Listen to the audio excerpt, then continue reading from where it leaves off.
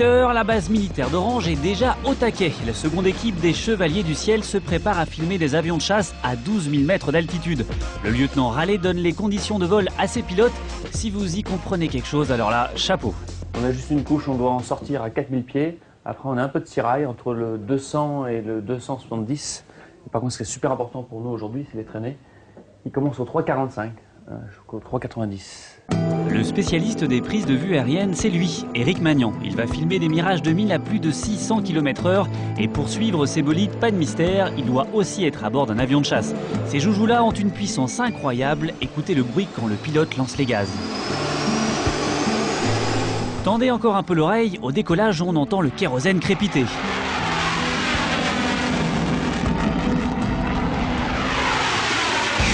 Voilà maintenant Éric Magnan en plein vol. Avant de filmer les autres Mirages, le réalisateur répète une dernière fois la marche à suivre avec son pilote.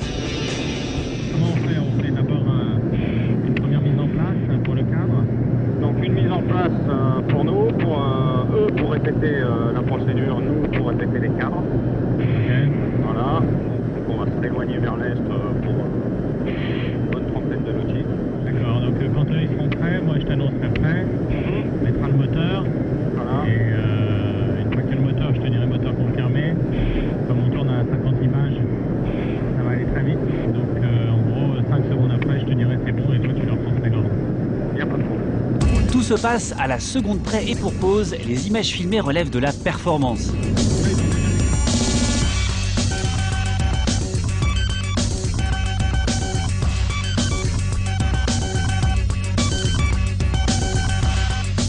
La référence, quand on parle de films d'avion avec des pilotes de chasse, c'est Top Gun.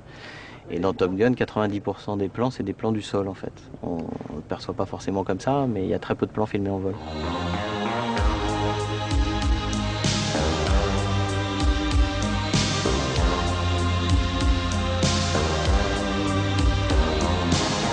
Avec les Chevaliers du Ciel, Éric Magnan donne un sacré coup de vieux à Top Gun.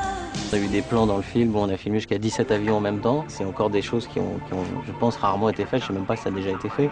Parce que même dans Pearl Harbor, le maximum d'avions qu'ils ont mis en l'air, c'est 12 avions en même temps. Et nous, on a tout fait en vrai là sur le film. Le secret d'Éric Magnan, le voici. Ça s'appelle un pod. Ce système a été inventé spécialement pour le film. On a pris un bidon supplémentaire de Mirage 2000 dans lequel normalement il y a 2000 litres de kérosène. On l'a fait modifier par Dassault. Et on a mis 4 caméras avec des angles bien choisis. Et ces 4 caméras elles peuvent être pilotées en même temps de la place arrière. Et on peut filmer en simultanément donc avec ces 4 caméras. Ces caméras sont même capables de filmer un tir de missile. L'opération est plutôt délicate. On va venir se mettre en patrouille d'un avion, d'un 2000D qui va tirer un missile, comme c'est le cas dans le film. Et on filme avec cette caméra latérale comme ça de côté. Et on va se mettre légèrement en dessous, légèrement en arrière pour pas se prendre la flamme du missile et pour faire ça en sécurité, mais on est relativement proche quand même. Proche, d'accord, mais les pilotes ne jouent jamais avec le feu. L'armée apporte son soutien au film en imposant ses limites à Éric Magnan.